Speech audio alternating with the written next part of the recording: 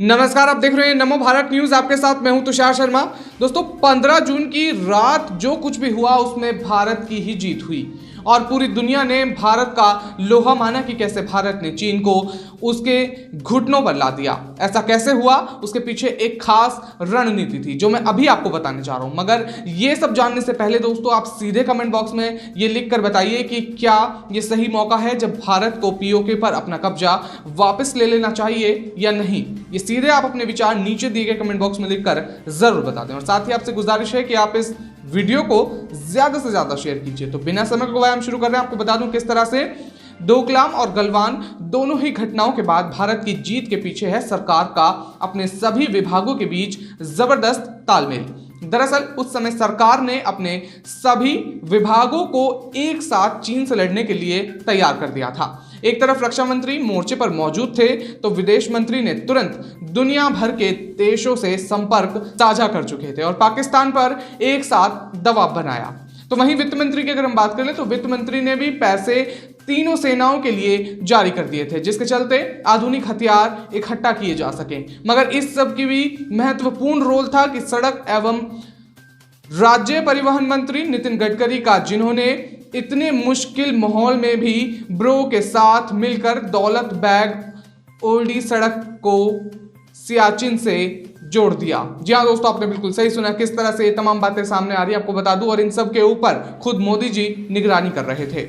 यही कारण था कि चीन आज तक तड़प रहा है और अब इसका बदला लेने के लिए चीन ने पाकिस्तान के साथ मिलकर नया खेल खेलना शुरू कर दिया है, जो आने वाले समय में भारत के लिए बेहद घातक साबित हो सकता है। किस तरह से आप देख रहे हैं तमाम बातें सामने आ रही हैं और ये चीन ने नया खेल शुरू कर दिया है। किस तरह से आपको बता दूं, चीन ने एक ऐसी सड़क बनाने का फैसला किया है जो 800 किलोमीटर के काराकोरम राजमार्ग को पाकिस्तान के कब्जे वाले गिलगित बाल्टिस्तान के अस्तोर के साथ जोड़ेगी। जी हाँ दोस्तों, किस तरह से आप देख रहे हैं चीन की ये जो नई चाल है उसके मद्देनजर रखते हुए बात कही जा रही है। आपको बता दूं, इस कदम के साथ बीजिंग और इस्लामाबाद लद्दाख पर दबाव बनाने का इरादा रखते हुए सूत्रों ने बताया है कि चीन एक पूर्व बौद्ध फॉन्ट यारकंद को और फिर हुगाइगुर कल्चर के सांस्कृतिक दिल को काराकोरम हाईवे के माध्यम से अस्तोर के साथ जोड़ना चाहता है। किस तरह से आप देख रहे हैं तमाम बातें सामने आ रही हैं कि चीन से रोजाना वो तमाम बातें सामने आती रहती हैं। तो उसके मद्देनजर रखते हुए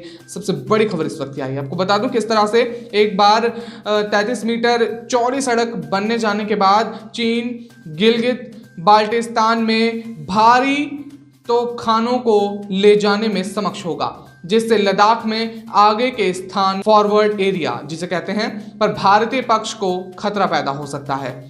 अस्तौर जिला स्कर्दू के पश्चिम में है, जो पाकिस्तान का एक डिवीजन मुख्यालय है, जहां से लद्दाख ज्यादा दूर नहीं है।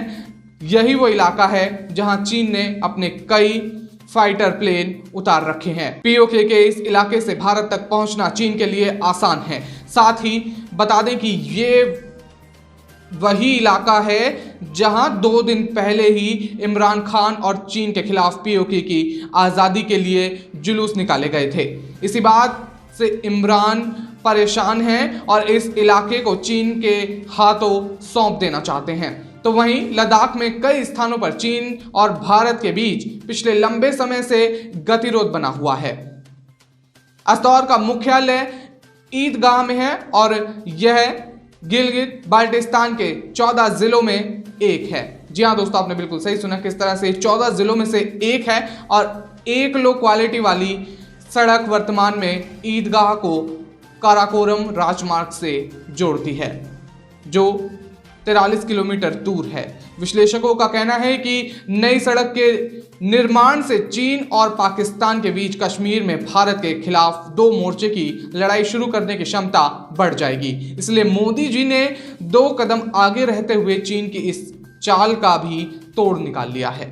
किस तरह से आप बता दूं कि किस तरह से मोदी जी ने ये जो चीन की जो चाल है इसका तोड़ निकाल रखा था। तो आपको बता दूं, लद्दाख में प्रधानमंत्री नरेंद्र मोदी के मिशन से चीन घबरा गया है। मोदी सरकार ने जिस तरह लद्दाख के विकास का बीड़ा उठाया है उससे चीन परेशान है। लद्दाख में LAC के नजदीक जब तक बुनियादी ढांचा विकसित नहीं था तो चीन को एलएसी पर मनमानी करने में आसानी होती थी। लेकिन अब मोदी सरकार लद्दाख में सड़क और पुल से लेकर एयरपोर्ट तक विकसित कर रही है। चीन की हर चाल नाकाम की जा रही है। आपको बता दूं किस तरह से ये तमाम बातें सामने आ रही हैं। चीन जानता है और समझ चुका है कि लद्दाख का विकास पीएम मोदी का सपना है और अब इसी विकास से चीन परेशान है। चीन की परेशानी का कारण लद्दाख में सिर्फ बॉर्डर एरिया की सड़कें और पुल नहीं है, बल्कि लद्दाख का संपूर्ण विकास भी चीन के गले से नीचे नहीं उतर रहा है। मोदी सरकार ने लद्दाख के विकास का चौतरफा प्लान तैयार किया हुआ है। नई सड़कें बनाई जा रही हैं। आपको बता दूं टूरिज्म को बढ़ावा देने के लिए कई योजनाएं चलाई जा रही हैं। प्रधानमंत्री नरेंद्र मोदी के इसी विकास प्लान का एक बड़ा हिस्सा है लेह एयरपोर्ट का आधुनिकीकरण होगा। पूरे देश को लद्दाख से जोड़ने वाला ये इकलौता एयरपोर्ट है जिसका नाम कुश बाकुला रिम्पोछा है। जी हाँ दोस्तों, आपने बिल्कुल सही सुना। किस तरह से तमाम बातें सामने आ रही हैं आपको बता दूं। अब यहाँ पर नई टर्मिनल बिल्डिंग बनाई जा रही हैं और जो आधुनिकता के साथ साथ लद्दाख की कला एवं संस्कृति पर आधारित होंगी। लद्दाख अपनी खूबसूरती की वजह से दुनिया भर के पर्यटकों को अपनी तरफ खींचता है और साल में कई हजार टूरिस्ट यहाँ आते हैं। इसी वजह से लेह एयरपोर्ट को बेहद आधुनिक तरीके से बनाने का प्लान किया गया है, जहां से न केवल यात्री विमान उड़ सकेंगे बल्कि जरूरत पड़ने पर सेना के विमान भी उतारे जा सकेंगे। जी हाँ दोस्तों, किस तरह से आप देख रहे हैं तमाम बातें सामने आ रही हैं वहां के डेवलपमेंट को लेकर। और आपको बता दूं सड़क के रास्ते कारगिल तक रसद पहुंचाई जा सकती है। किस तरह से आप देख रहे हैं और यही वो इलाका है जहां भारत पीओके तक मात्र कुछ मिनटों में पहुंच सकता है। इस चिंता में चीन पानी में चीनी की तरह घुला जा रहा है। अब आपको समझाते हैं कि लेह एयरपोर्ट के विकास से चीन को क्या परेशानी है। जी हाँ दोस्तों, किस तरह से आप देख रहे हैं आपको बता दूं लद्दाख में पर्यटक बढ़ेंगे और लद्दाख के लोग आत्मनिर्भर बनेंगे। इसके साथ ही बौद्ध धर्म का प्रचार और प्रसार बढ़ेगा जो चीन बिल्कुल भी नहीं चाहता।